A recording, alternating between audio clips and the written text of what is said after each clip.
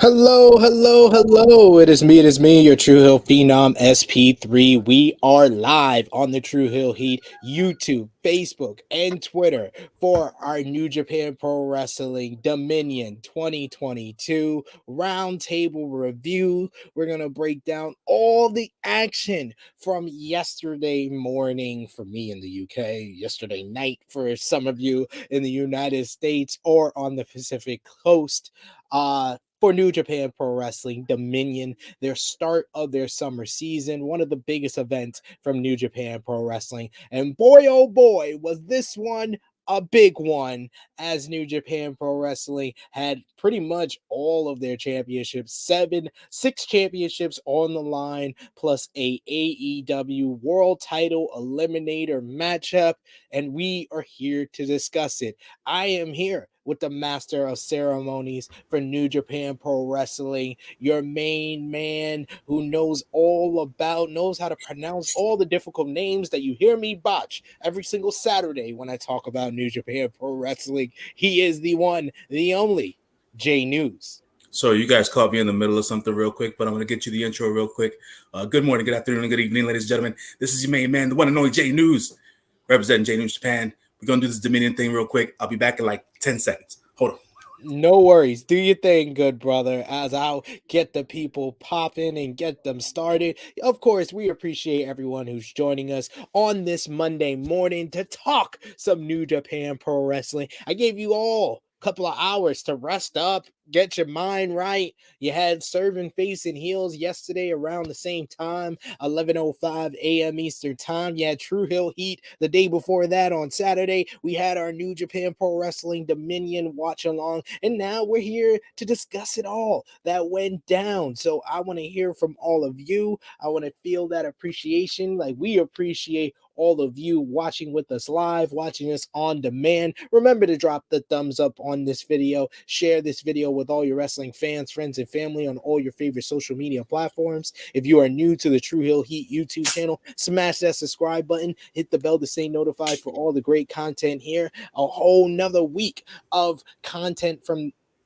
True Heel Heat YouTube channel is up and running. Tonight, you got Rated Raw Superstars at 8 p.m. Eastern Time. You got NX3 on Tuesday. You got Elite Heat on Wednesday. AE Ramble with me and Jimmy on Thursday, 1:05 p.m. Eastern Time. You got a special episode of Blunt Impact with Chris G and Ness together because it's Slammiversary week. But we got to wrap up Dominion week right here, right now, with our roundtable review. We got a couple of people in the live chat with us already. Don't be scared. We want to hear from all of you in the live chat, whether you're watching us on YouTube, Facebook, or the Twitter machine. Give us your thoughts on New Japan Pro Wrestling Dominion. What did you think about all the title changes, the big main event that we've been talking about all week, all the changes to Forbidden Door in 2 weeks' time, as we're going to have a big Forbidden Door week as we gear up for that event in 2 weeks' time as well. And of course, if you want to show your appreciation for us here at True Hill Heat,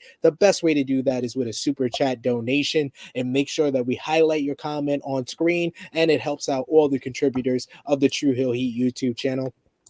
We got Christopher Ryan Cooper saying, "Good morning, True Hill Heat fam." We got Slam and Sammy Joe saying, "I finally feel well rested today." Yes, he was with us in the live chat for Dominion on Sunday morning, so he's rested up now. John Elite here with us, giving us the too sweet, as it was a very good day to be too sweet yesterday at Dominion. You got True Hill Flex Kavana, aka you, my boy Blue, saying, "Good morning, folks. Can't wait to hear about what I missed in the main event. I hope you went out and watched it after you fell asleep during the main event. It was a long night, though. I understand." Simon Sammy Joe saying, "Oh, Blue, you missed quite the promo from the Knife Pervert." And yes, we are going to talk all about it here on our New Japan Pro Wrestling Dominion Roundtable review.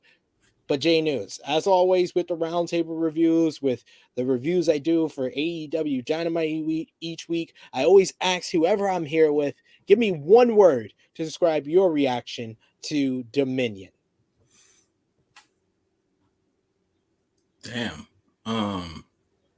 Shoot, man. I'm a man of many words. One word is really one of those things that kind of I would usually say long for the pay-per-view, right? Yeah. Even though it was a 4 hour thing, it didn't drag on too much. No, this was one that like it was 4 hours, but it Yeah, it felt did. very Yeah, fast. Yeah, it didn't feel long. Um, I would say, I think to be fair, anything after Double or Nothing is gonna not yeah, feel that true. long. I would say to use a phrase, I would say it was a mixed bag for me. Dominion was a mixed bag. Just because the first half of the pay per view with all the tag matches, like legitimately, I didn't really care for the majority of the tag matches.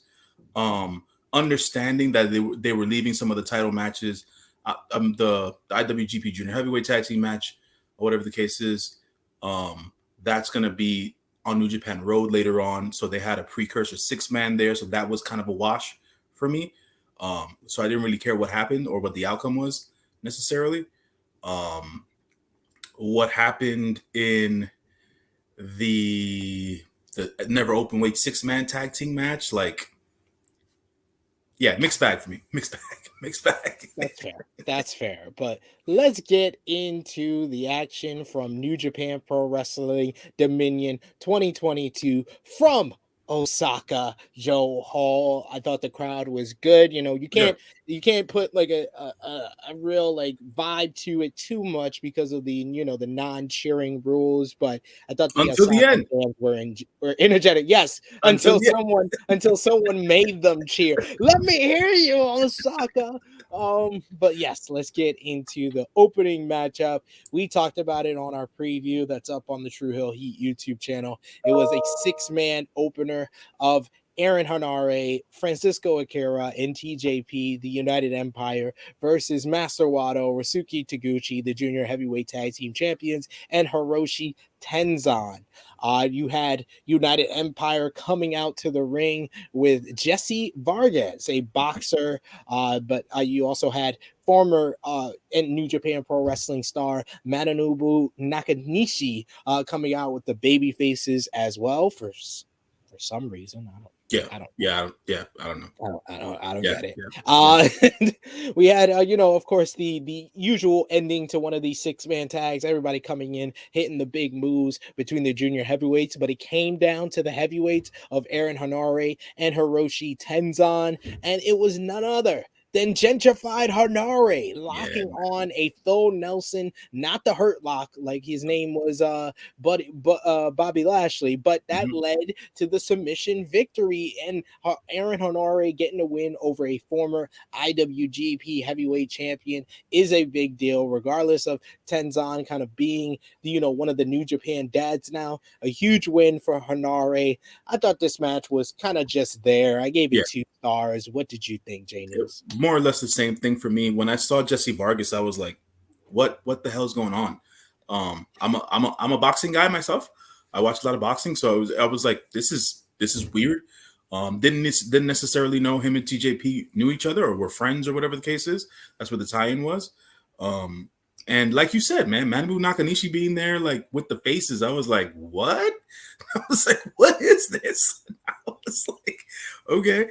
But yeah, like at the end of the day, just because of the way that they set everything up in the Best of Super Juniors tournament with Francesco Akira, TJP, and Wato and Taguchi, it's like, okay, so this just means eventually that the United Empire boys are going to win these tag belts. This is just the way that it's looking at this point. For all intents and purposes, I thought that they were going to do the tag match at Dominion, being that Dominion is more or less, I would say, the third biggest show of the year for them, right? And because the titles weren't even on the line, I kind of thought of it as a filler match. I was like, okay, I guess let's see how the finish goes. And then when Hanare put the Phil Nelson on Tenzon, I was like, well, this is a little anticlimactic. I'm not sure.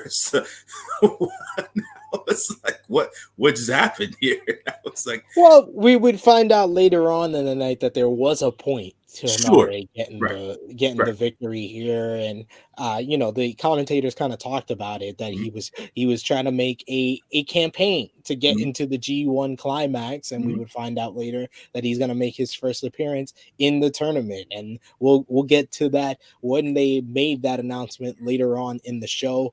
We got in the live chat Reed Ablan, who says, "Good morning, y'all. Let's get it." Yes, thank you for joining us. Yeah, you're a new name to me, but if you haven't already, drop the thumbs up. Of course, subscribe if you are new. We also got a super chat donation here from Vala B. Thank you so much, Vala B. You are also always one of our biggest supporters here on the True Hill Heat YouTube channel, and we always appreciate that. He says, "I got 3 words, just too sweet." That said, screw and Anderson. Thomas should have held the belt longer. Agreed. Definitely. We will Agreed. definitely get to that. My prediction, my prediction was right. I was looking good for a lot of this show, Yeah. man. Um, we also had next up another 6-man tag team matchup. We talked about this one as well on our preview, as it was a preview of the upcoming IWGP Junior Heavyweight Championship matchup of Taiji Ishimori versus Hiromu Takahashi, after Hiromu won the Best of Super Juniors 29 tournament. Hiromu teamed here with his LIJ mates of Tetsuya Naito and Bushi versus the Bullet Club's Taiji Ishimori, El Phantasmo, and Ace Austin. Love the pre-match shenanigans here, with Naito being fascinated With the with magic. Ace Oh yeah. Austin's magical tricks with his stick. Like, how do you do that? He was He so was enamored with he that. was enamored with it, and then Ace Austin ended up having a secondary stick, a red stick that he came out with later in the match for the back rake portion of the match, which was to me was excellent. Absolutely. Some really good stuff. A brawl breaks out at the beginning. We get Bullet Club kind of triple teaming with the back rake, even Ace Austin using the stick to back rake as well. To Hiromu tagged in, led to a nice little back and forth sequence between him and Ishimori. A double tag left ELP and Bushi in the ring for a sequence of their own. And after a quick scuffle between the teams, it was ELP who hit Bushi with the CR2 to get the victory here. Another person making their campaign for the G1 Climax tournament in ELP, trying to move up to the heavyweight division, and the Bullet Club with their newest member, Ace Austin, and the IWGP Junior Heavyweight Champion getting the victory here. I thought this was a little bit better than the opener. It was more fast paced, so I gave it 2.5 stars. What did you think, J News? I thought it was solid. I thought the spot where where Naito was enamored with the magic was kind of classic and stuff, just to add some comedy and some levity to the match. Um, I think a lot of what was going, like you said, it was a preview basically to the IWGP Junior Heavyweight Championship match. Prediction. I think Hiromu wins it again, but whatever at the end of the day. But that's that portion of it. Ace Austin basically taking ELP's place as the other junior in the Bullet Club at this point, being that ELP will be joining the heavyweight ranks, and as he is a part of the G1 Climax tournament coming up. We'll talk about that a little bit. We'll talk about that a little later. Yeah, I mean, better pacing for this particular match, and nothing I was necessarily looking forward to here. But yeah, the Bullet Club still standing strong, and making sure the New Japan crowd went home happy, I guess. So. Of course, gotta set up what was gonna happen later on in the show with the Mm-hmm. Bullet Club win here. But like I said, a little bit better than the opener, a little bit more fun going on in this one. We got Reed in the chat who's saying, "First time catching a live review. Thank you for your first time coming for a live review here." It says normally catch it video on demand. And SP3, we talked before when you were doing Wrestling Daily. Well, welcome to True Hill Heat live version, video on demand. You can always leave us a comment down below if you're watching us video on demand as well. But we appreciate you coming for the live chat with the live chatter with Vala B inviting you in, saying either way, welcome to the live chat, Reed. Yes, good stuff there. Love the community we're building here. And this one was was going to be a bunch of comedy. We knew it from the onset. We knew that Doc Gallows probably requested this matchup because he was like, hey, good brother, I want to go to Osaka. I want to make a good payday,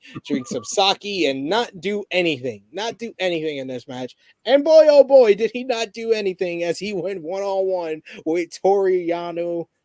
This was exactly what we expected it to be, J News. I mean, I don't even know. Like it's like I said before when we did the preview, I'm not too sure as to why this match was even on the card, but it happened. It went down. It took up about 5 minutes of our time. So you know, I can't necessarily say anything positive here about the good brother, my good brother, the big LG. He took exactly one bump in this match. Yano tried to go after his beard, did a beard yank. He was met with a big boot in the Baldo bomb, but Yano kicked out. That was impressive for Yano. Doc tries to close thing with another Baldo bomb, I guess, or the choke bomb. But Yano grabbed the referee, hit Doc with the low blow, rolls him up for a sudden win, and Yano wins. Why did we pick against Yano? I don't understand why. If it's a match with no circumstances, Yano usually is gonna win. Yano, big match Yano, as Chris G calls him, getting the victory here as he's gearing up to be the spoiler of the G1 climax like he is every year. Any comments on this? I got nothing. I honestly have nothing at the end of the day. Got nothing, man. Fair. That is fair. That is fair. Yeah. Oh, that I appreciate this comment, testosterone. SP3 greater than Sean Ross. I did beat him in Quizzlemania, but Sean is good people. Yeah, Sean is good people. He's good people. Vala B saying AJ Styles' voice. The True Hill Heat community? Yes. The True Hill. The True Hills. Vala B says Yano matches are the best. I guess if that's what you're looking for, I guess you could say that. Reed saying Yano is great. Love his matches on Doc. Doc is Doc. Can't have a Bullet Club heavy card on and not have him. I get it. But yeah, no. Could have done without this one. Slammy Joe adding Yano is probably the only wrestler that I'd buy bootleg wrestling tapes of out of a trunk in a parking lot. Jesus. I love y'all in the live chat. Y'all always tickle me with this. And to put it lightly, Yano versus Gallows, 0 stars. That was a dud for me. I laughed at the ending, but that's about it. Next, we had another 6-man tag team matchup, this time for the never open weight 6-man tag team titles. It was Evil, Sho, and Yujiro Takahashi of the House of Torture defending the championships against the Suzuki-Gun trio of El Desperado, Yoshinobu Kanemaru, and Zack Saber Jr. This was more of a by-the-numbers House of Torture match. The match opened with House of Torture rushing Suzuki-Gun before they entered the ring. After a couple of minutes of chaos, House of Torture emerged with control.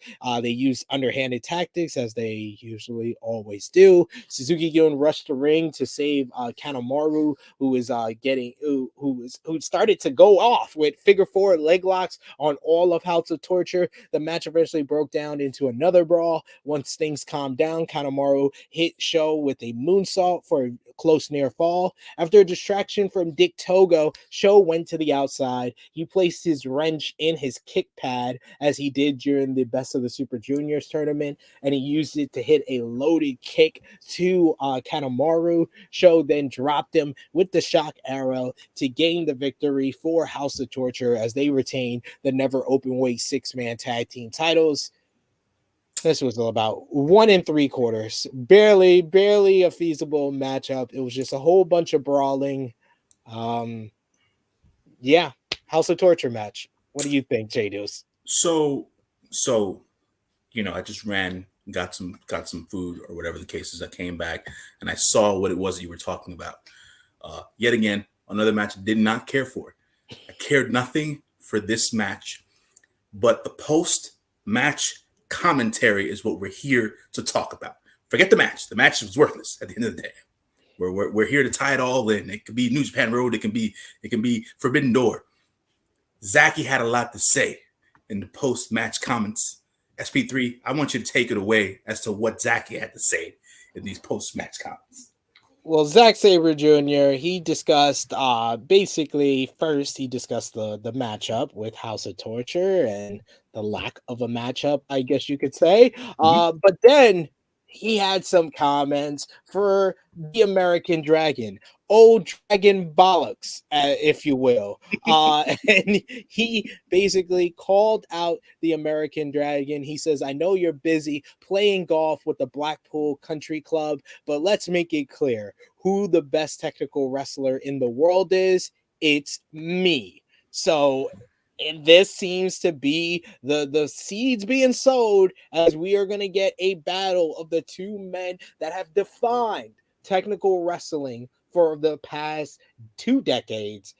Bryan Danielson and Zack Sabre Jr. These guys have faced twice before, but this was all the way back in 2008 when Zack Sabre Jr. was a young boy. He had a bow cut. He looked like Will Byers from Stranger Things back in those days. But this is a totally different Zack Sabre Jr. now. He's the one of the best technical wrestlers in the world, the technical wizard, and he's gonna be. We may be seeing him versus the American Dragon at Forbidden Door, a match that so many people have wanted to see. J News, what did you think about Zack Sabre Jr.'s comments? This is exactly what I want to see at Forbidden Door. We all understand that there are a bunch of high level dream matches we could possibly have at Forbidden Door. This is the match we need to see. We need to see the beautiful violence of Bryan Danielson versus the, dare I say, legendary skill set of the Tekker himself, Zack Sabre Jr. We need to see this match. I need to see the hard-hitting aspect of the technical side of wrestling. I need to see all the violence.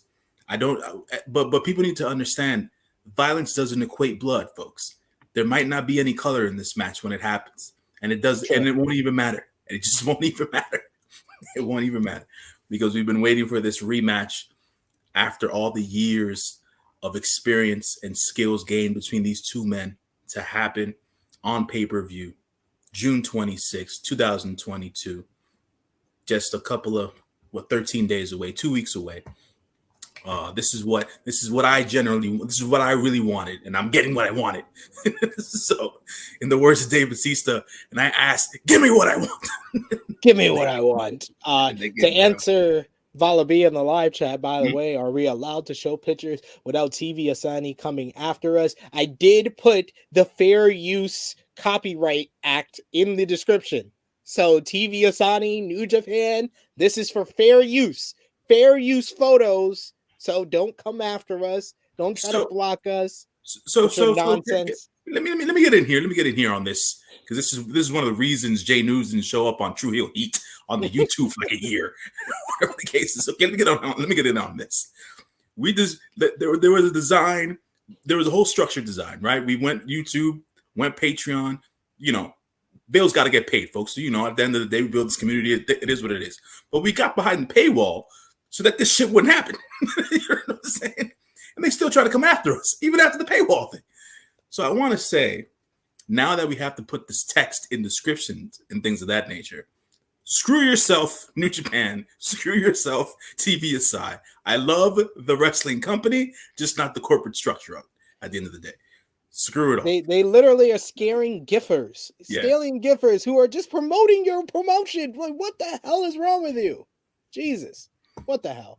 Slammy. Let's go to Brooklyn Bleak real quick. Brooklyn Bleak says, damn, can Angelico at least get an honorable mention for submission skills? So, he's got submission skills, but I don't think he's on the level of Danielson and ZSJ. So Brooklyn, listen, that JaVale style, your brother J News, I understand that it needs more promo, right? But they've never put Angelico in that light. If they were to put him in that light, right? If they were to give him those opportunities and they put him in these matches where he can just show this stuff off, right? At more high level matches, it'd be a different story. It's on the promoters and the promotions that he works for to put him in those particular spots, and they're not doing it, right? The skill is there, the ability is there. They're just not doing it for him. So that's really more or less what it is with that helical right now. Absolutely. We got Frantic World. It says Brian Danielson versus ESJ would be fire. We also got CM who says, so no more stick figures. I was a fan of Romeo's best work. Romeo did excellent work, but it takes a lot of time for Romeo. We want to have Romeo dedicate his time to giving you great content here on screen, as well as with these great fantastic thumbnails that he puts together. So we want to give him some time off, but we still want to talk about New Japan Pro Wrestling. So when we do one of these reviews where we have to show pictures to kind of tell the story, we will put the copyright act for fair use photos in the description. So Yes. that is going to be an ongoing thing, but this is the first time that we're doing a live roundtable review for a New Japan show. We'll be having another one for the finals of the G1 climax. But if you want even more content and coverage of New Japan Pro Wrestling, of course you can go to patreon.com/True Hill Heat. That is the home for J News, where he usually does the J News Japan specials. He did a whole review of every night of the Best of the Super Juniors tournament. We also had our Best of Super Juniors 29 finals review over there. So $3 a month. It's great content. Plus, you could be a part of our True Hill Heat Prediction Championship, and we'll have additional content coming to there very soon. So we're covering it on every base, every structure. Everything. We're covering it all. Absolutely. We also got in the chat here. Simon Sammy Joe says, I want to see Ospreay versus Buddy. Yes. Give me Buddy Matthews in every freaking match possible. That dude, that match versus him and Pac. Listen. It was fire. And surprisingly for me, it wasn't even the best match of the show. I thought the main event with Moxley and O'Reilly was just slightly better, but that was also both of those matches were great on last week's man, if we can get some sort of a match between Buddy, Pac, and Ospreay somewhere down the line. Give me Pac, and since Pac and Ospreay can finally have a match, and the two companies can agree on who can lose this time after their time limit draw or no contest back in 2019. Give me that now. We got Sandman joining us once again. What's going on, Sandman? Great to see you in the live chat after seeing you yesterday for serving face and heels. We got Bonkers LFC who says, where is Will Ospreay new belt? Give back Juice Robinson. We will get to that for sure for you. Don't worry. We're gonna get to that. Reed with a nice little compromise here, saying if we talking Buddy, let's get United Empire versus House of Black, please. Oh man. Imagine Ospreay, Jeff Cobb, and the hero, Great O'Khan versus versus Malachi Black, Buddy Matthews, and Brody King. I think we might get. I mean, who knows? But I think if that match does happen, it might be Aussie Open and Will versus them, because I feel like whoever walks out of the Jeff Cobb, Great O'Khan versus FTR match, they're gonna walk away with 2 straps at the end of the day. So. And we'll walk into that as well to let folks know as to what's going on. Maybe, and it's a good idea. Valabi said, "Man, I'd love to be a part of the review panel for New Japan Pro Wrestling shows, but maybe not this year." Well, if you do, you're one of our Patreon backers. One of the benefits of being our Patreon backers, we've invited you on the YouTube channel before for watch-alongs. Maybe me and J News, maybe for one of the tournaments this year. Maybe not G1 because that's coming up very soon. Maybe for World Tag League or one of the later tournaments. We'll have one of our Patreon backers join us to preview the show. How about that? So, come on in. Another reason to get on Patreon. Join us. Absolutely. But we got to get to the last match before the intermission on this show. We had the IWGP Heavyweight Tag Team Championships up for grabs, as it was the champions Bullet Club's own Bad Luck Fale and Chase Owens versus the former champions United Empire's own The Hero, the Great Conqueror, Great O'Khan, and Jeff Cubbis. This match wasn't that good. It was fine. It was fine. But it was more of a match to kind of serve a purpose, which was to put the titles where they belong. Right.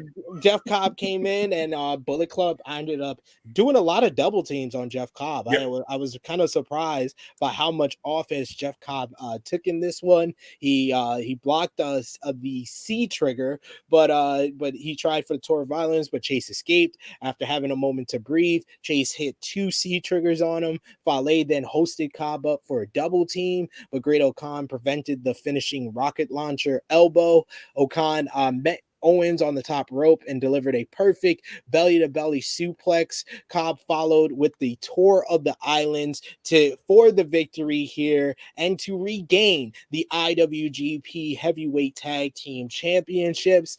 After the match, it was none other than Roppongi Vice's own, Chaos's own Rocky Romero who hit the ring and tried to get some revenge for United Empire, ending the ROH World Tag Team Championship matchup a few weeks ago on AEW Dynamite between FTR and Roppongi Vice. But of course, the numbers game got to him as O'Khan and Cobb beat that man down and destroyed Rocky before posing on his corpse with their newly won championships.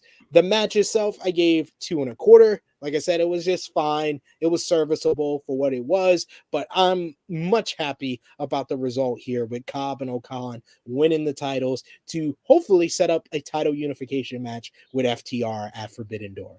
News, Yeah. what did you think? I'm with you on that. At the end of the day, it served its purpose. The Bullet Club members looked strong in the match, right? Since they dominated the majority of the match. If we're being completely honest, they got their offense in. They kicked their ass at the end of the day. But then it took an offensive sequence between the O'Khan and Jeff Cobb, and they got it won. They got it won. The Rocky Romero spot. Yeah. Listen, man, I love Rocky, man. I do. But I probably could have done without it for whatever reason. I don't think it didn't further along the story really to me. Because this has to do with on-screen, off-screen stuff, right? Not the wrestling itself. If they were really carrying on the story of Roppongi Vice on TV, it would be better suited for Rocky to have done what he did last night. But they're not, right? A lot of it has been on Dark, if I'm not mistaken, or Dark Elevation. I don't necessarily see that. I don't see it on Dynamite, and I haven't seen it on Rampage really. So it just kind of like it fell flat for me or whatever. So we haven't had any of the AEW guys come to Japan. I might be bugging. Come to Japan or whatever. So I mean, outside of Wheeler Yuta and the best of the Super right, Junior. exactly. But but unlike what the New Japan guys have been doing, coming to the US and doing run-ins during the TV shows, not so much from the AEW contingent. Yeah, I was kind of surprised that we didn't get anyone from AEW making a run-in on this show. Yeah. So we got a super chat donation here from Vala B once again. Thank you so much, Vala B. We always appreciate that, sir. He says, "All hail Great O'Khan and the Archduke of Yeeting." Jeff Cobb. Yeeting.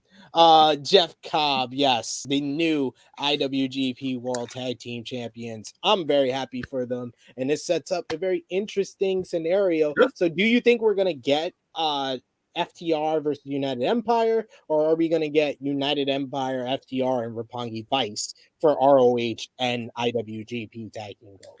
I mean, they're probably not going to want to split the bit, so we're probably going to get like a 10-man or a 12-man match out of it, or whatever the case is. They won't do the tag team unification title match, I don't think. I think they will. I think it's going to be either one or the other. I think it's going to be either FTR versus United Empire straight up, or they're going to do a 3-way. After the post match here, I think we're one. Yeah, I agree with Vala B with his second comment. Oh, a 3-way match. Oh, okay. Yeah, okay. I think they're 100% going to do like a 3-way. Okay, so it would be FTR, United Empire, and Roppongi Vice. Yes. Okay. Yeah. I can see that. Yeah, I can see that. Yeah, I can definitely see that. Yeah. We also got Vala B, who says, I would have rather had a video package from FTR and Roppongi Vice. That Yeah, would, if they're gonna do that, yeah, they could yeah, have done like FTR showing up on the screen, like, congratulations, Cobb and Okan. Like, how about you put those new championships up against us? Like right. something Mhm. simple like Yeah, that. yeah. We beggars can't be choosers, but we're here to beg for New Japan to give us something. Something, Something. something. Come on. They got New Japan Road coming up on the 20th and the 21st. So hopefully we get something from AEW over on the New Japan side and not just one-way traffic with New Japan showing up on AEW to Right. promote this upcoming show. But it was about that time. J News, the time that everybody waits for on Dominion, the big announcement, as Dominion is the start of the summer season for New Japan Pro Wrestling. But the summer season in New Japan Pro Wrestling is all about the best tournament in professional wrestling, the premier tournament in professional wrestling, the G1 Climax. We got a video package announcing the lineup, and for the first time in G1 Climax history, 28 competitors will be in this tournament, J News. So the lineup is Kazuko Okada, Mhm. Tama Tonga, Yep. Hiroshi Tanahashi. Mhm. For the first time from Mhm. New Japan Strong, former New Japan Strong openweight champion Tom Lawler. Mhm. Mhm. For the first time, the former NXT North American champion, the former Bronson Reed, Jonah, will be Mhm. in the tournament. Yoshihashi, for some reason, still made the tournament. Hiroki Goto, Toru Yano, Tomohiro Ishii, the United Empire's Jeff Cobb, Great O'Khan, Will Ospreay, Aaron Hanare, the former IWGP World Heavyweight Champion, LIJ's own Shingo Takagi, Sanada, Tetsuya Naito, the Switchblade, Jay White, Evil, Kenta, Yujiro Takahashi, Bad Luck Fale, Chase Owens, Rock Hard, Juice Robinson, Taishi, Zack Saber Jr., the returning former member of Suzuki-gun and the only representative for All Elite Wrestling, Lance Archer, will be in the G1 Climax. And Lance Archer got the biggest pop Yeah, he out did. of everybody. He That was did. Yeah. that was very surprising. Mhm. Very surprising as well as this will be the first time for David Finlay in Mhm. the G1 Climax. And after all his petitioning, all of his campaigning, the Bullet Club's own, the former junior heavyweight, now heavyweight, the head banger, El Phantasmo of the Bullet Club, will also be in the G1 Climax. News, what did you think about the lineup for this year's G1 Climax 32 tournament? I think it was cool to see that they amplified the spread, right? So 28 competitors this time. It's going to be 4 blocks of 7. So everybody's going to have 6 matches apiece in each block. Or 7 matches apiece in each block. I don't know, whatever the Yeah, math will be. six. It's seven guys. You face Exactly. six. Yeah, there you go. So they amplified the field there, which is cool. Um, Not that it pissed me off. I'm just going to make some observations. Obviously, the majority of the Bullet Club is in this tournament, right? So it's a Bullet Club heavy tournament. It is. The We're United gonna see a Empire. lot of Bullet Club versing Right. each other here. So we're gonna see a lot of that. So there can definitely be storylines that take place in this particular tournament to see if the dissension will be stuck in here some way, somehow, whatever the case is. The United Empire boys, Great O'Khan, Jeff Cobb, Hanare, and Will Ospreay are all in this. So we'll see how they do. Um, Yet again, I don't know who this falls on, but yet again, another observation. AEW, I feel like they dropped the ball here, right? I'm not saying you have to put one of your superstar wrestlers that is on your TV show every week. So obviously, no Punk, no Bryan Danielson, guys like that, right? But you also have a bunch of guys on the AEW roster, sorry, who aren't on TV. Why not those guys? Maybe a Brian Cage. You know what I'm saying? Because he needs a little spotlight. You know, That would have been great. Yeah, that's actually um, a good idea. maybe a Brian Cage, and for I probably could think of other guys right now, but Brian Cage was the first to come to mind just because I'm a fan of his. Lance Archer was not a bad choice, obviously, because he's a former New Japan guy. You know, you can do a lot with some of the guys that aren't on TV every week.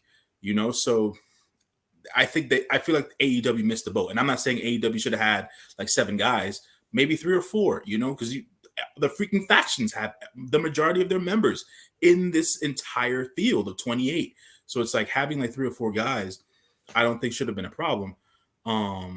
Right. Valid B was saying that, Vala B with a good yeah. point. I mean, TK didn't want to give away his top guys No, for a yeah, whole that's what I'm month. saying. Yeah, and another reason Dave Meltzer mentioned on the Wrestling Observer Radio was, you know, these guys, a lot of guys like Bryan Danielson, Eddie Kingston, John Moxley, they want to be in a G1 climax, but they want to be in the G1 when the fans are able to cheer. So that's another reason why they probably chose this wasn't the year to make. SP3 got the freeze on. So we're carrying the show here. So Vala B, to your point, man, I understand that look, you know, AEW didn't want to go away from the top guys. Understandably so. That's why I was mentioning previously that I feel like they should have gone with guys who aren't on TV per se, because it would have given them a better chance, more spotlight and things of that nature, make people remember them more, and maybe, you know, after the tournament is over, probably get more TV time back on AEW to prove their worth in some way or sort. If NJPW wanted the top guys, that's cool, but you have to also understand from a business standpoint how that would affect business, right? So it's like, why would I give you my Bryan Danielsons and guys like Tommy End and stuff like that? Why would I do that? I'm gonna lose out. My ratings are gonna stink. You know what I'm saying? So it's like, you know, there's gotta be a Another guy that's been working with New Japan that could have been used, Brody King. You don't need Brody King. Malachi is going to be in the All Atlantic Championship whole thing. Yeah, like you don't need Brody King. You could have used Brody King in this, but I love the Brian Cage shout that you said. That's a guy that isn't used week to week that could have been used in this. Man, there's plenty of other guys. It's just it's. I think I understand I understand if you're disappointed that Lance Archer was the only choice from AEW. I thought he was a bad choice. He was a great choice. Yeah. The only choice for AEW, I think, was they missed the ball on that. I think that's just my take on it. Yeah, and CM Maxing Lance is still signed to AEW. Yes. Apparently so. So. He's still with AEW. And yes, I know I dropped out of here. I got the sign that I only had 1 bar, but this is why I have Jay News here with me. He filled in the blanks. When you lost me for a second there. And yeah, Frantic World kind of echoing what we're saying. We need to see more AEW wrestlers. Yeah, in general, you need to see more AEW wrestlers in New Japan. And I think things are opening up now. So we have an opportunity to fix this for hopefully the G1 Climax 33 tournament. Still, I'm interested to see how the blocks are going to play out, because with just 6 matches now, it's going to be interesting who's in the blocks. And because they have a bunch of these guys like Yujiro, like Yano, like Anare, that aren't real threats, like at all, like aren't real threats and aren't the guys that are going to believe. And you got the Bad Luck Fales, I just named, like, you can have one of those in each of these blocks. You're gonna have the Yoshihashi in one block. You're gonna have evil Bad Luck Fale, Yujiro Takahashi, Yano. So those are 5 guys. So you spread those out. Hopefully those guys are not in like the same block. Yeah. Then that block, I won't be watching any matches from that block. If more than 2 of those guys are in an individual block, I'm not watching the block completely. But hopefully, with the rest of the guys you got there, you could deliver some great matches. If you had to put 2 guys in a block for a matchup you did want to see, who would it be from the lineup? Give me the Jeff Cobb versus Jonah rematch. I need that. I need the big boys to go at it. I need some of that. You know, big beefy men slapping meat. Need that. What else? Beefy men slapping meat. Yes. Let me see what else. Just to throw another match Since up we there. didn't get it last year because of Mhm. Naito's injury, Sure. Naito versus Shingo. That's Yes. what I want. Oof. Oh I want man. that rematch. I want that rematch. I want Naito versus Shingo. Give me Tom Lawler versus Will Ospreay. I wouldn't mind that. I am just not a Tom Lawler fan, but hey, man, it is what it is.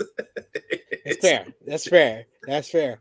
But we will do a formal preview for the G1 climax. Once again, like I said before, patreon.com/ true heel heat, and we will get to it, and we will give you a full preview, give you our predictions, who we think is going to make the semifinals with 4 blocks. There's going to be a winner of each block. Mhm, There's going to be a final 4, mhm. and then there'll be the finals Finals. Yeah. with the last 2, and who we think is going to win the entire G1 Climax 32 tournament. We got a couple of, you let us know in the live chat as well. Super chat donations are always appreciated. But like we said before, we're going to try to highlight as many of your comments as possible here. We got John Elite, who says Jonah versus Lance Archer. That's an interesting one. That's an interesting one. Yeah, for That's an sure. interesting one. We got Vala B, who says counterpoint. It's good to have them in the tournament because it's their tournament. You Mhm. need to put your guys over and get them over. I know it's better right now to get AEW guys for star power though. So he No, understands our yeah, point, but yeah, I do yeah, agree. It valid, should valid. be mostly New Japan. Yeah, valid point, valid B. But to counter your point, as a matter of fact, how many tournaments per year does New Japan hold, right? And how many of those tournaments are they just, is it just New Japan guys, right? So the one tournament out of the year where you can have an influx of different wrestlers from different places, why not just do it? You know what I'm saying? Because it's the New Japan Cup, is the World Tag League, is the Best of Super Juniors, is the Super J Cup. At the end of the day, like, it's a lot for just the New Japan stuff. So the G1 is the best tournament on the planet for best tournament for professional wrestling. So, you know, just for the sake of discourse, I think it's just one of those opportunities. In this case, being that COVID is still a thing, obviously, like SP3 said, maybe for 33 we get 3 or 4 guys in there if they're going to keep the field of 28 Yeah. and go from there. You know what I'm saying? So, you know, this it's not a bad look. Maybe Lance Archer has a monster run in his block, and we'll go from there. But, you know, for all intents and purposes, let's get it going. He showed out in Mhm. 2019, so Yeah. glad to have him back. AJ saying, I agree, Archer is over in Japan for 1. 2, TK doesn't want to send the big guys either. However, AEW easily could have sent a few upper mid card guys. Yeah, that's the main thing we're talking about. We're gonna leave out the Yeah. Moxley, especially Yeah. because Moxley is involved in the interim AEW World Championship. Danielson's injured as well. This is another reason for him not to be in this tournament. Eddie Kingston is very important in the ongoing storyline. So we're not talking about any of their Yeah. top guys. We're Yeah. talking about guys like, you know, if you're going to say the Lance Archers of the world, Brian Cage, it could be in there as well. So yeah, there's plenty of guys. AEW has a vast roster. Yeah. Brody King, yeah, there's plenty of guys that they're not using week to week that could have been in this tournament. Yeah. For Lee sure. Moriarty, like, Yeah. Right. Well, he's a junior, right? So yeah, he would be a yeah. junior, Mhm. but I just wanted to say Lee Yeah. Moriarty because I want to see more from Lee Yeah. Moriarty in general. Let me see any more comments here. We got Vala B says not liking your filthy Hey, Tom man. slander. Hey, it's all respect, brother. It's all respect. At the end of the day, everybody's got their preferences and their likes and dislikes. I don't like Filthy Tom. He doesn't impress me. At the end of the day, he's holding a toy championship right now. It is what it Well, is. he lost it. He lost it to Fred Rosser. So Ah, there you go. stop the hate. There you go. I'm done with you. John Lee said Osprey versus Jonah. We also got Brooklyn Bleak who says I wanted Samoa Joe Oh versus Jeff Cobb. yeah. Oh, Oof. that's a banger. Oof. That's a banger. One that I thought about was Jonah versus Shingo. Jonah versus Shingo Ooh. in the tournament. I would I love to wonder how see that that. would go. I would I love wonder to how see that would that. go. Yeah, for sure, for sure. Yeah, another one. John Elite saying Yeah, Jay Jay Lethal. Lethal. There you Jay go. Lethal could have been Yeah. used. Yeah, Mhm. yeah. You only need Sanjay Dutt to talk for Santam Singh, and you don't need Yeah. Santam Singh wrestling. So, You know, so I asked myself the question the other day: is Sanjay still wrestling? It's like, you know, like, what's hey man, look, man, all those years in Impact, that X division, Sanjay had crazy matches. I'm just saying, it is. He did. He did. Um, Next, we got to talk about that interim AEW World Title, as they had an interim AEW World Title eliminator matchup as it was Hiroshi Tanahashi versus Hiroki Goto. This wasn't like they tried to build this as like a championship type matchup, but it really wasn't that. This was only 12 minutes. They worked really well with each other, Yes, as you would yes, usually expect from Goto and Tanahashi. Goto stuffed the sling blade, answering with a Yushi or Karoshi. He yes. went for another one, but Tanahashi reversed, this time landing the sling blade. Goto withstood the pressure, connecting with an elbow strike to bring Tanahashi back to the mat. Goto goes for the GTR, but Tanahashi answers with another sling blade, once escaping. After Goto kicked out of the sling blade, Tanahashi goes to the top. He hits a crossbody, and then he follows with the high fly flow to get the victory and to move on to face Jon Moxley at Forbidden Door for the for the interim AEW World Championship. And that graphic is sick. It J is. News. It That is. graphic looks like a Street Fighter screen, like you're about to start your match. It looks like you just picked Tanahashi versus Moxley in Street Fighter. This badass graphic for Forbidden Door, making me look forward to the rest of the graphics for the rest of the matches. Hopefully, that AEW announced on this coming week's shows, but we'll see. Jeez. What did you think about Tanahashi and Goto? I gave the match three and a half stars. I think it was good. I gave the match 3.25 stars for the sake of that these men are professionals. They did their job. They went in there. They combated, and they got to the finish. At the end of the day, this was all we knew what was going to happen. There's just no way, right? Mox won. Tana's been running from Mox for 3 years. We got to bookend this feud. It's gonna go down. We finally got it. Forbidden Door, AEW interim heavyweight championship title match coming down. So that's the way it's gonna go down. The most predictable match of the night by far. It was very predictable on this show that Tanahashi was going to win here. Slammy Sammy Joe saying Mox will finally get Tanahashi. He's been wanting this match for well over a year, for like 18 months, since like Kenta came to AEW. He's wanted the first Tanahashi. He wanted to verse him for the IWGP United States Championship, but New Japan wouldn't send Tanahashi to America. Then when he does, Moxley loses the title to Archer, and he was sitting front row for when Tanahashi beat Archer. Then he wanted him at All Out, but they sent Kojima instead of Tanahashi. Like it just kept escaping him. But now he's finally got it. He wanted in Washington DC. They made it a fatal 4-way, but now it is finally gonna happen. And once again, I just have to say, this graphic though, this graphic, This is dope. It's dope, and it's a move. And when you play it on TV, it's a moving graphic, folks. So this it's cool. It's cool as hell. Great stuff. Yeah, I'm yeah, looking yeah. forward to it. Like Frantic World says, this match is going to be crazy. You got the Tanahashi, the master of ring psychology, versus Jon Moxley, the master of brawling. It's going to be two clashing styles, Yeah. and whose ideology works the best. And AJ asking the question, who should win at Forbidden Door? And I said this on Believe in Pro Wrestling today, earlier this morning, and I'll say it here. I think that it's not as predictable as people want to be believed. You would believe that Moxley 100% is going to win here, but Tanahashi versus Punk is the match that they already teased for Forbidden Right. Door. So maybe they want to go back to that match, and we don't know how they can. If Tanahashi will stay in America and they can use him for their big shows, or if he's going to go back, we don't know. So I would give Tanahashi a 20 to 25% chance of winning here. I'm gonna go out and just say this. It might be unpopular to say, but the question is, who should win at Forbidden Door? I don't care who wins at Forbidden Door, to be honest.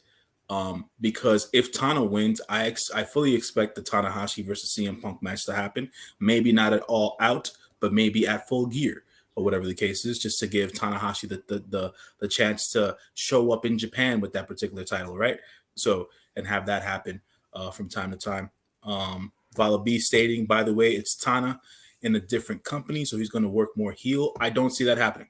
I I see don't. Moxley being Yeah, more of the heel in this exactly. match. I don't see that happening. They keep everything. They keep the kayfabe straight. You know, Tanahashi's Tanahashi.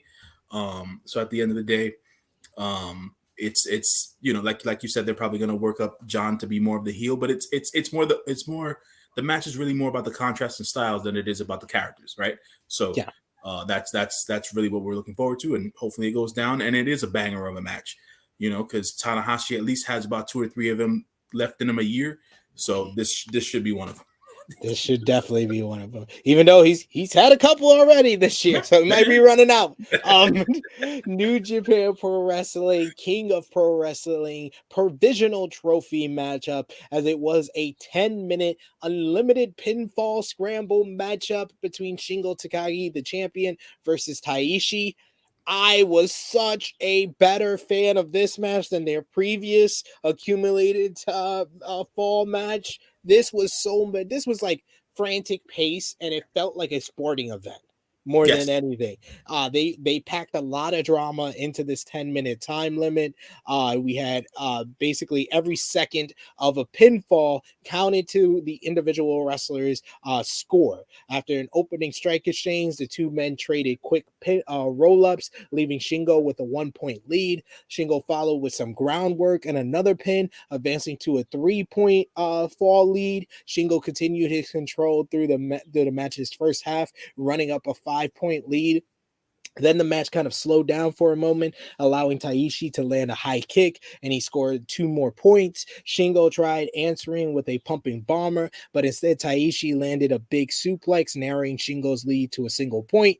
Taishi ripped his pants off, giving Shingo time to slow his lead. Shingo reversed the Black Mephisto, backsliding the Cobra backslide for a 3 count. With a minute left, Shingo hit the pumping bomber, but Taishi kicked out at 1, just bodied him, said nope. He was still down by 5 points with around 10 seconds left. Taishi sparked up after tying Shingo up for a 3 count with a clinch pin. Taishi covered Shingo for an additional point, but just as Taishi was catching up, the clock ran out, meaning that Shingo retained with a final score of 11-10. So if he would have had 1 more second, he could have at least tied up the matchup with a 1-point count, with a 1 count. Man, there was, like I said, this felt like a sporting event. I really enjoyed this matchup. I gave it 3 3/4 stars. So much better than that 30 count matchup that they had a couple of months back. I want to see more of this type of matchup if they're going to continue this with the KOPW provisional trophy. What did you think? I definitely thought it was a better match than that 30 count match, or whatever the case is. I just felt like there were too many opportunities that Tai Chi left up in the air, not going for pins during certain stuff or whatever. So I was like, why is he trailing behind? But it was more of the storytelling aspect of the match.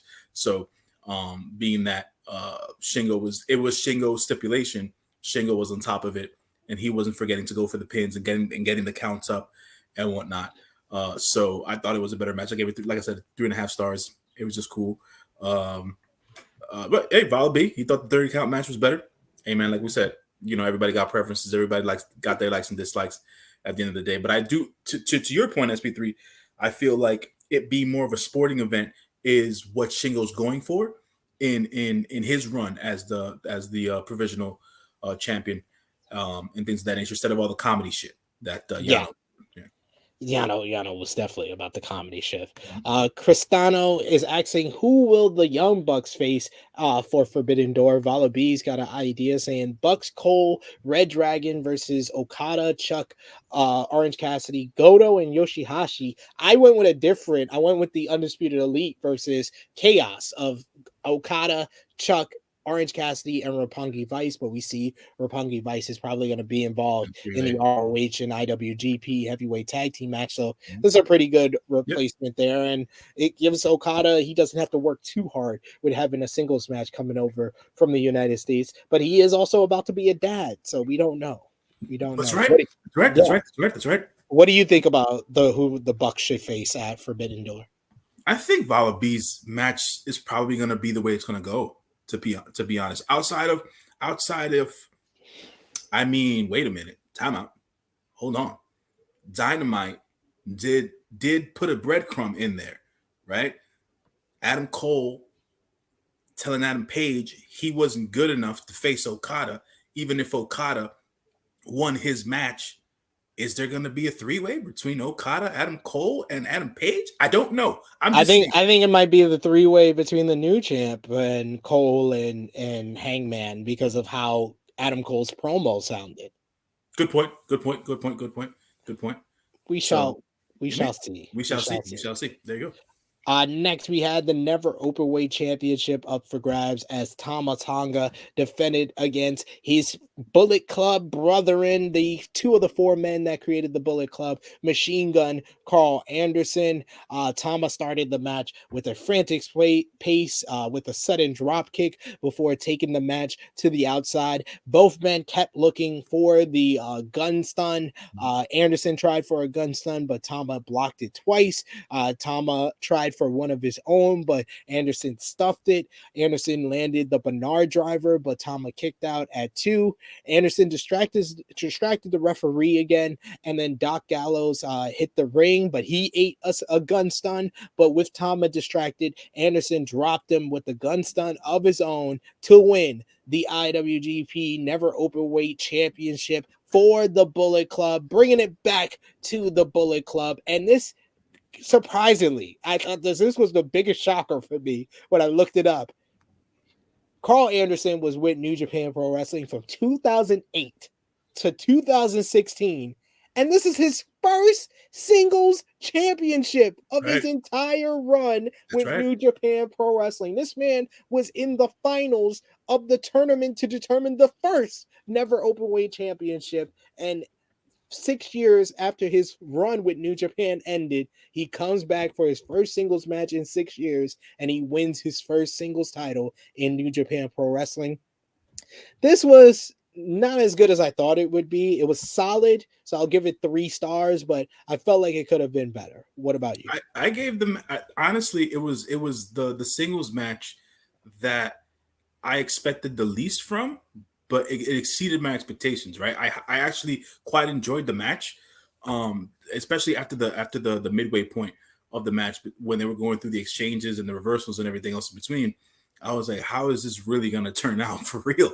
You know. So that was I gave it a 3.25 stars just because I readily enjoyed the match.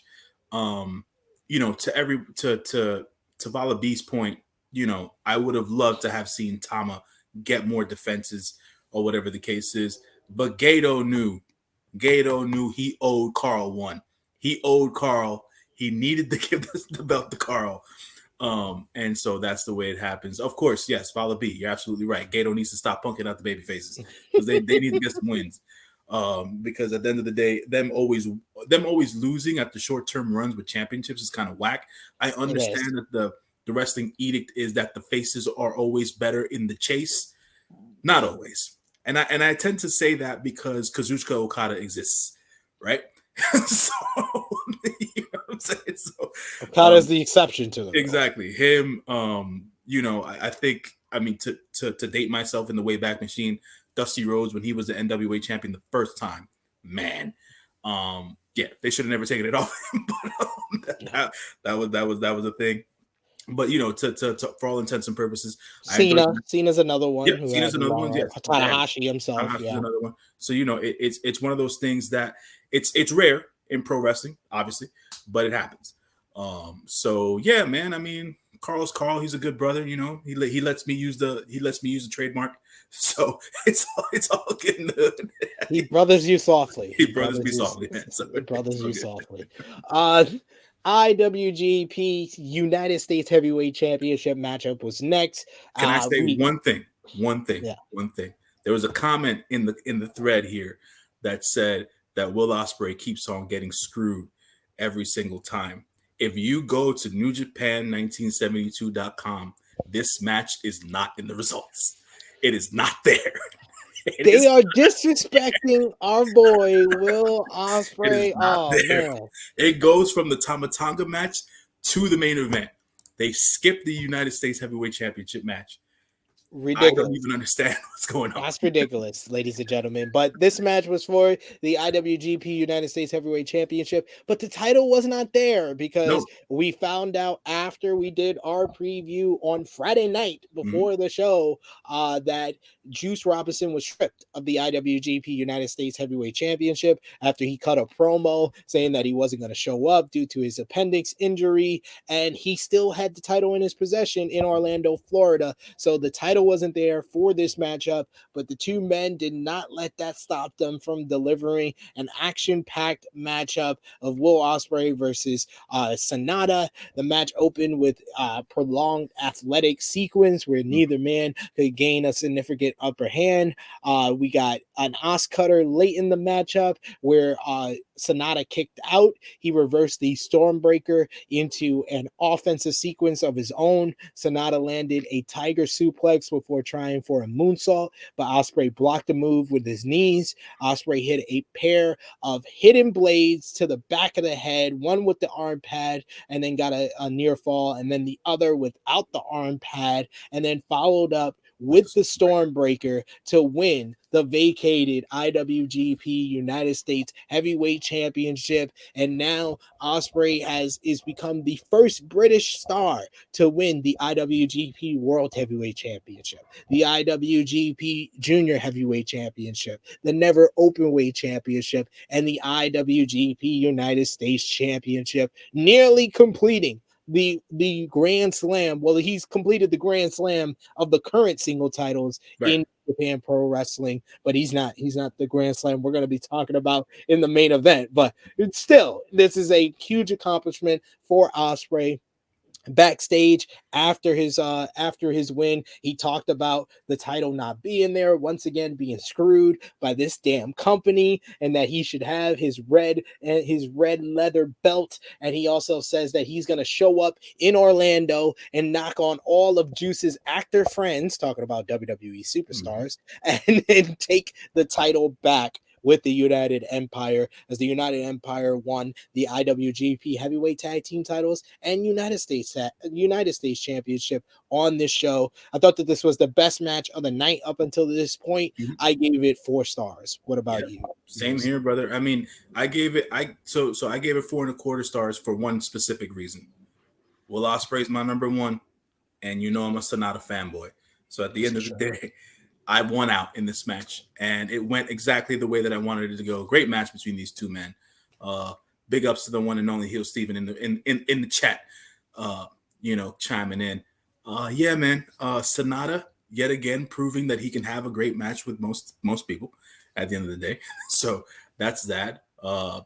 Billy Goat being Billy Goat, right? I mean, people can say whatever they want at the end of the day. Talk all your shit. That man's gonna run into your company, take your titles, and punk every single one of your champions because that's who he is at the end of He the day. said he's a porn star because this company keeps screwing him. Yeah, it is what it is at the end of the day. But I think that if this was the craziest machination ever. So after I watched the match, I said to myself, what would be a good storyline for Will to physically go get the United States Heavyweight Championship? And I immediately thought about that whole exchange that I think it was Randy Orton and Triple H had, where Triple H did the home invasion angle. Bro, that would be hilarious if he were to run into that house and Tony Storm was there and just make it a whole thing. Just make it a thing. Just make it a thing. anyways, Oh anyways, they'll man, never do that's it, too but it much. is. It is. Too Oh much man. there. But yeah, I hope Will. But I think this gives him a good reason for him to have a singles match at Forbidden Door. Who would you want to see versus Will Ospreay for the IWGP US title at Forbidden Door? Who? Oh man, that's interesting, bro. I don't of the AEW roster, right? I don't know, right? I'm not sure. I'm not too clear, right? I mean, from an offshoot perspective, just due to the match that they had on Rampage, which was great, by the way. Maybe Trent by himself. Maybe it could be Trent versus Will or Trent is an whatever. option. I Yeah, was thinking, we talked about it during the watch along. Darby Allin doesn't really have a lot going sure. on. Him versus Will Ospreay would be interesting. I think Jurassic Express is going to lose the tag team titles on Yeah, Dynamite this week. So Jungle Boy, Christian just pay him like, they lost the titles. Well, I got you another title shot, but it's going to be at the IWGP US Championship. And we get Jungle Boy versus Will Ospreay. I think that would be great. So there are some options. yeah. There's definitely. Oh, that's a nice option, John Elite. Osprey versus Miro. I like that. I Well, like. Miro, I Right. think Miro's winning against Ethan Page, Sure. and he's going to be in that four-way for the Yeah. All Atlantic Mhm. Championship, which we should mention. They announced earlier this morning Mhm. they're going to do a mini tournament at New Japan Road. It's going to be Honma versus Clark Connors Okay. and Yoshinobu Kanemaru versus Tomohiro Ishii. The winners of those two matches will face on the 21st, and the winner of that will be in the four-way for the All Atlantic Championship at Forbidden Door. So Ishii's winning. right, but Just to tell y'all, out of those names, right, it's got to right. be Ishii. But man, this matchup is going to be crazy. Yeah. Miro, Pac, Malachi Black, and Ishii. For sure, son. For sure. Now, I'll say this, right? If people haven't been paying close attention, I want to put this point out there so that folks continue to pay attention. Clark Connors has the company behind him. They wouldn't be putting him in these spots if they didn't trust him. First, he did well in the Best of Super Juniors tournament. Now putting him in this AEW tournament qualifying match. That's another spotlight for Clark Connors here in this match. It's him versus Hanma, right? At the end of the day, I Yeah. expect Clark Connors to win his match. It'll be Clark versus Ishii. Ishii will win at the end of the day, and then Ishii goes into that four-way for the championship or whatever the case is. So I mean, hey man, it's gonna be. Look, there. I think that we didn't necessarily know how the AEW and New Japan partnership was going to shape out. This is what we're getting. I like what we're getting so far. And yeah, the Forbidden Door blasting wide open. But yeah, And Tomohiro it's getting Ishii. interesting. Yeah. I hope we know most of the card by the end of this week, Mhm, because I want to start getting geared up for mhm. this show. It's going to be very interesting what we're going to see, and by the 21st we will know who will represent New Japan in the All Atlantic Championship four-way at Forbidden Door. Ooh. But Bala B made a a good suggestion here. I would love to see this match. Love to see Andrade versus Ospreay for the United States Heavyweight Championship. Love to see it. We'll see. We'll see what happens though. and Brooklyn Beak said he said the same thing. I have to say, okay, so it's ECE. That's yes, pretty much. Pretty much when you hear those names, you're like, oh, well, Ishii's the one we all wanted. We all want to see in this. But the main event of New Japan Pro Wrestling Dominion 2022 was, of course, for the IWGP World Heavyweight Championship. Kazuchika Okada defending against the Switchblade, Jay White. This match started off a little bit slow, like the New Japan main events tend to do. We got a feeling out process that saw Okada gain the light control, sending White to the floor. Okada tried for a dive, but a strike from Gato prevented this from happening. Another Gato distraction allowed White to drop Okada with the DDT, establishing a lead for the challenger. White rolled to the floor when Okada started to gear up, hitting his signature offense. This time, Okada slammed White into the barricade and dropped him with a big boot. He then threw Gato over the guardrail and hit his big running crossbody over the guardrail that always looks pretty. But once back into the ring, White started to gain control again. He landed a brainbuster for a near fall. White continued with uncontested offense. His heat segment is always very compelling Very because true. Yeah, whether he's sure. beating someone up or just talking shit to the crowd, it's always a whole bunch of fun from Jay White. He tried taunting Okada with a series of slaps. Okada's answered suddenly with the drop kick before turning to the money clip. To escape the hold, White shoved Okada into the referee. Gato slid a chair into White, but Okada pushed it to the floor and locked on the money clip back on. Gato escaped distracted the referee for White to hit a low blow. Okada maintained his control after a strike exchange, and White blocked the Rainmaker attempt with a shot to the ribs. White followed with a Regalplex and the Bloody Sunday and a series of clotheslines, but Okada slipped free from the Blade Runner. Okada landed a short arm lariat, and then the Tombstone, the spinning Rainmaker, drop kick, bat slide into an electric sequence. Just this closing stretch was just amazing to watch. You go out of your way to just watch it. But White, it seemed like Okada was hit all his big moves. He hit the landslide driver. He geared up for the Rainmaker, but White instead was the one that pulled Okada in and dropped him with the Blade Runner. One Blade Runner, and Jay White became once again the top of New Japan Pro Wrestling, and he wins for the first time the IWGP World Heavyweight Championship. What a finishing sequence. What a match. This was amazing. After the title win, White celebrated in the ring. He gave Okada a big kiss on the forehead. The rest of Bullet Club came down to the ring to celebrate with the Switchblade. Jay White demanded. He got on the mic and demanded the fans cheer for him. He talked about his journey back in June of 2016, having his last match as a young lion. And he told the people, "You are my family." And he said, "Is this still the case?" And the crowd audibly cheered, Yes, they did. for the first time. For the first time since the whole pandemic, Jay White made the fans break the no cheering rule. White then bragged. He called out in the camera, said that Hangman Adam Page, you wanted Okada. Well, you can have him because you're not going to get the IWGP World Heavyweight Champion, you dumb cowboy bitch.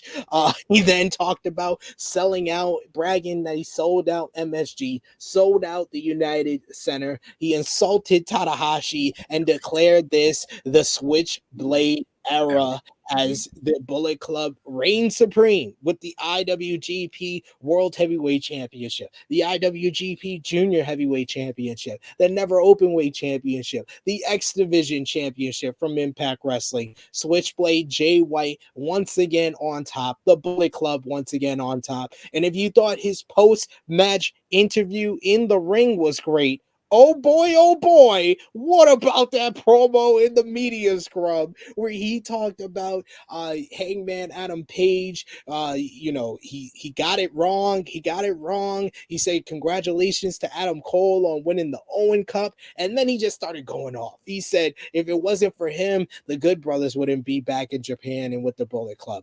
Ace Austin wouldn't be with the Bullet Club. If it wasn't for him, AEW wouldn't exist. If it wasn't for him beating Kenny Omega for the IWGP United States Championship and running off to America to create AEW with his friends, there would be no unscripted violence of Jon Moxley. There wouldn't be the revitalization of the American Dragon, Bryan Danielson. There wouldn't be the epic return of CM Punk to professional wrestling. That is why he is the catalyst of professional wrestling. That's why he's the leader of the Bullet Club, and that's why he's the IWGP World Heavyweight Champion. Jay White is the motherfucking man.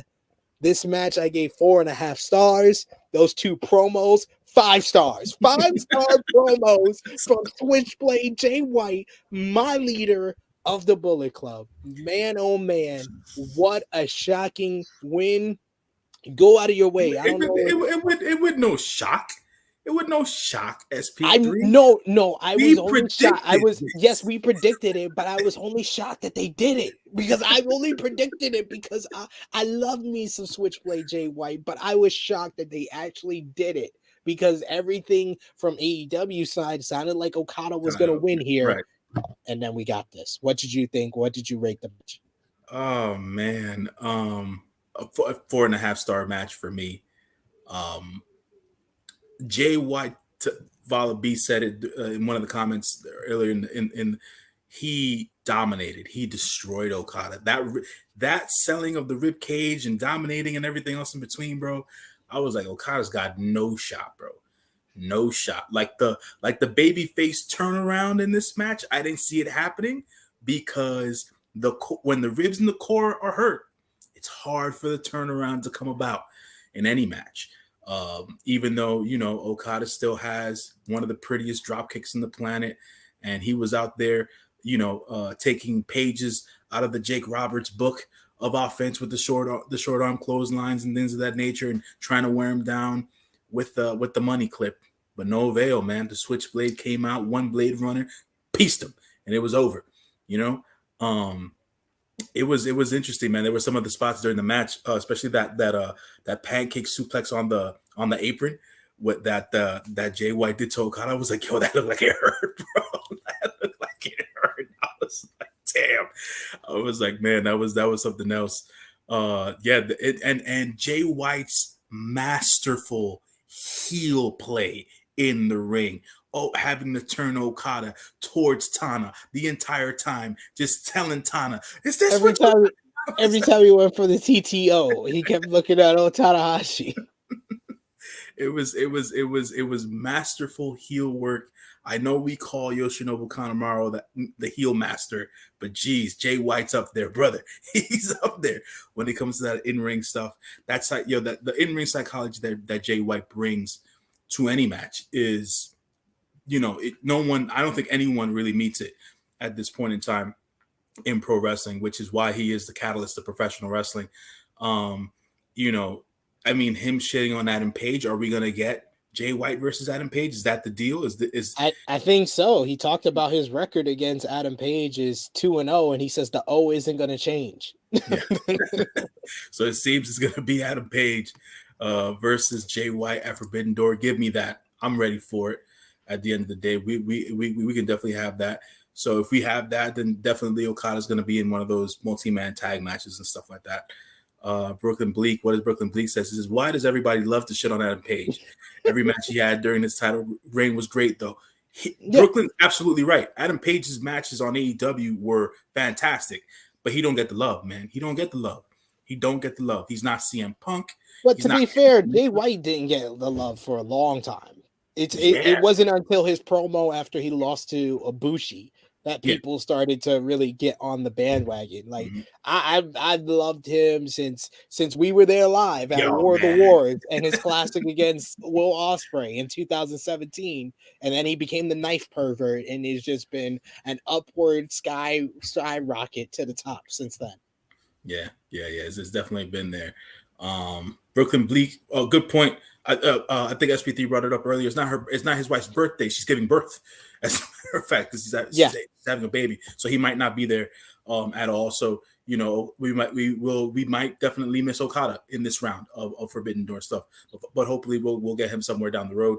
But that Jay White versus Adam Page match, man. Listen, so much history, so much to talk about with that one. Sure. I'm just hoping, this is what I said on Believe, and I'll say it here. AEW, New Japan Pro Wrestling, did a lot of work on this show for Forbidden Door. Whether it's Jay White, 2 of his promos, play one of them on Dynamite this week in front of your biggest audience. Whether it's a clip of him beating Okada and then part of the promo from backstage or part of the promo from in the ring, one or the other, you have to do that. And all you need to do to follow that is Hangman Adam Page with a backstage promo responding to it and saying, my bad, I was wrong. But now I want Jay White. This is the match I really wanted. I wanted Okada, but I really want to beat I wouldn't want to beat Switchblade's ass. Yeah. No, I mean, it makes complete sense, and to the point of Brooklyn Bleak, he's been having the best matches of any talent on AEW, Yeah. with or without the championship. At the end of the day, that match between him and Jay White's gonna be a banger. Um, I think we should. Yeah. Okay, so the baby's coming in August. Yeah, he's not skipping no freaking Forbidden Door for nobody's birthday, man. Let's be real. Let's be real, okay? Guys celebrate their birthday in the ring. Let's get that straight. What type of business are we running here? Anyway, so yes, we don't. More than this is wife. Yes, indeed. Can't wait to frame my Jay White autograph shirt and have it up on the wall for my reviews on True.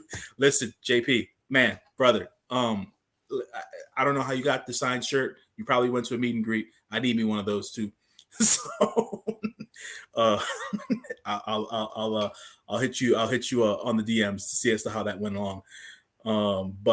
Yeah, man, look, I got nothing else to say about Jay White. Jay White is exactly who he says he is. He is the catalyst of professional wrestling. He is now on top of professional wrestling.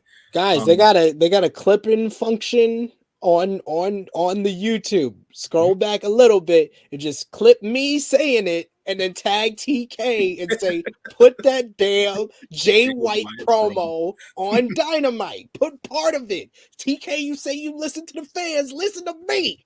Put that damn Jay White promo. You ain't going to play the other great promo of this year with MJF. Well, play the damn Jay White promo on Dynamite, please. They did the work for you. Exactly. I'll say this because I think it has to be said. I feel like Jay White's promo work in NJPW in New Japan proper is top notch, but when he's in America, it seems a little diluted, right? Like, I understand the guys like to curse and all that stuff or whatever the case is. Like, leave the swearing out of it. Use the same intensity. If they have to be post-match, make them post-match, right? Get them when they're at their hottest. Every time Jay White cooks with the promos. Great point by Stat King, though. But guys, if TK puts the promo up on Dynamite, TV Asadi is going to claim copyright strike.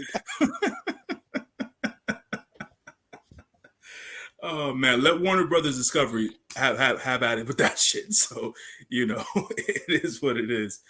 I'll say that I think that you have to figure out as a company, right, as a promotion, and this is best suited for the wrestlers, when it's best to have the wrestlers do their promos, right? Are they better scripted? Are they better backstage? Are they better post-match?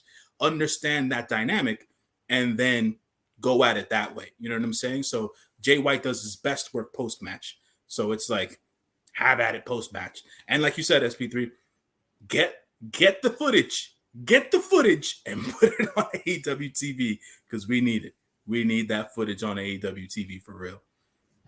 We got a super chat donation here from Slam and Sammy Joe. We appreciate that, good brother, saying SP3 episode 1 of the Cookout scheduled to be in 13 days. Yeah, Slam and Sammy Joe, you, my boy Blue, and ALW are putting together their own podcast called The Cookout. So they want me to be a guest on it. I don't know about 13 days because that's the same day as Forbidden Door. I might be busy on that day, but we will see for sure. Vala B saying you knew that copyright strike joke was coming. Absolutely.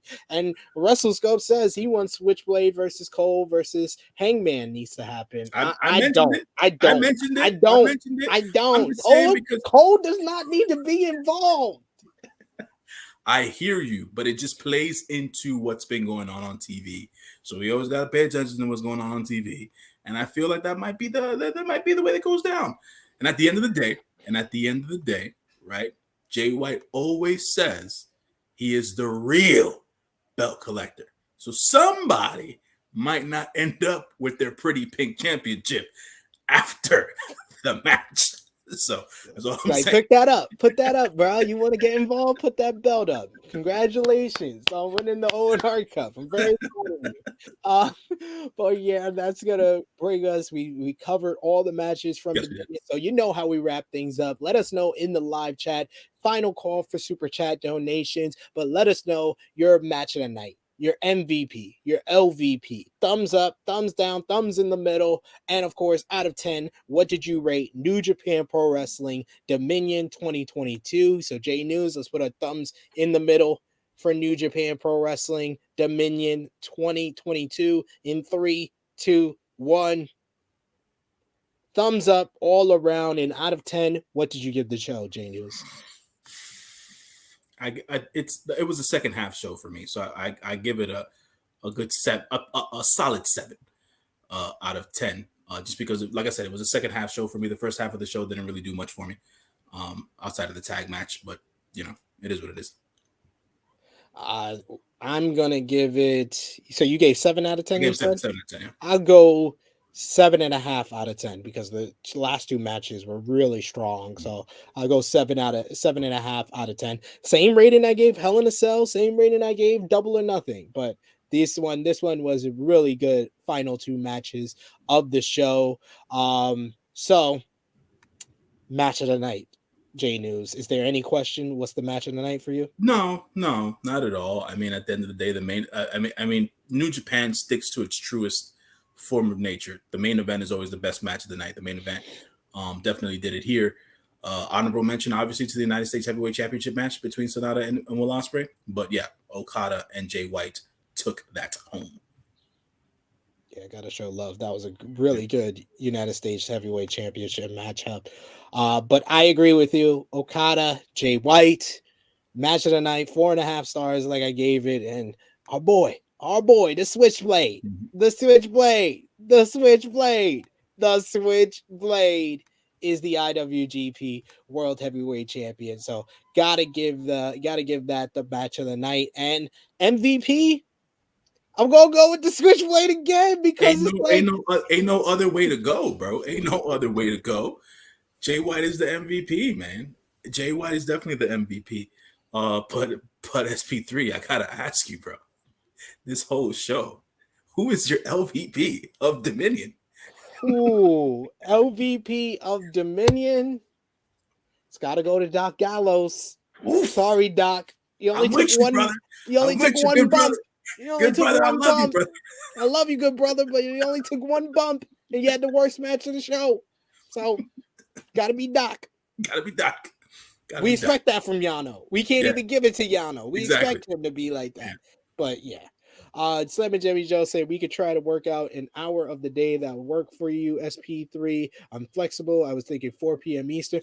I will tell you, 4 p.m. Eastern ain't gonna work for me, especially if I'm still in the UK, because that's like 9 p.m. That's when the kids go to sleep. So if you can make it earlier, that would be best. Sammy Joe also says, though, I'll give it an 8. We got John Ali who says 8.5 out of 10. So people are going high on this. People are going high on this one.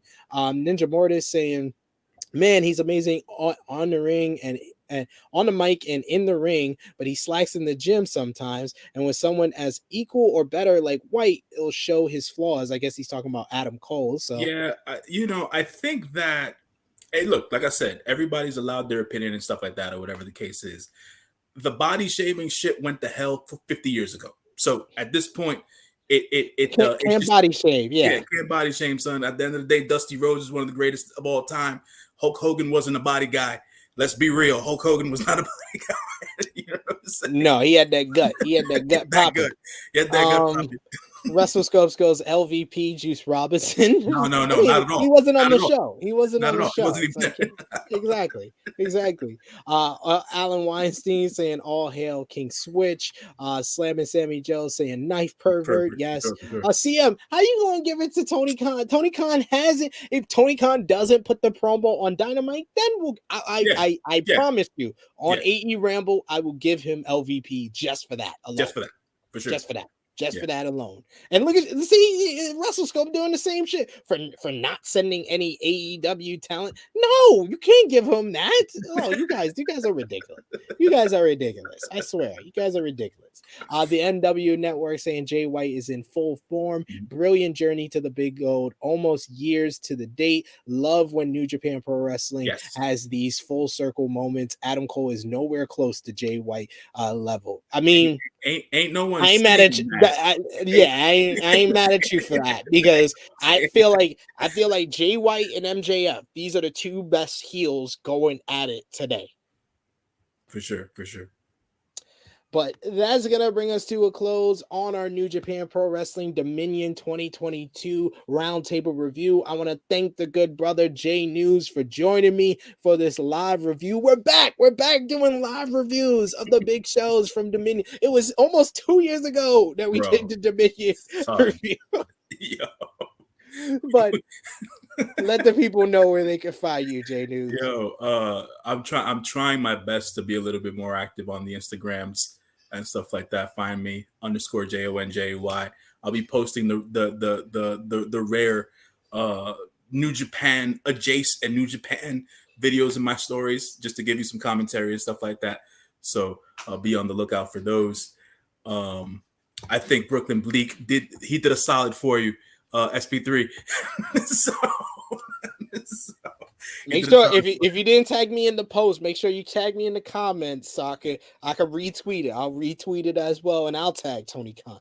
Antoine Khan, you better put a clip of Jay White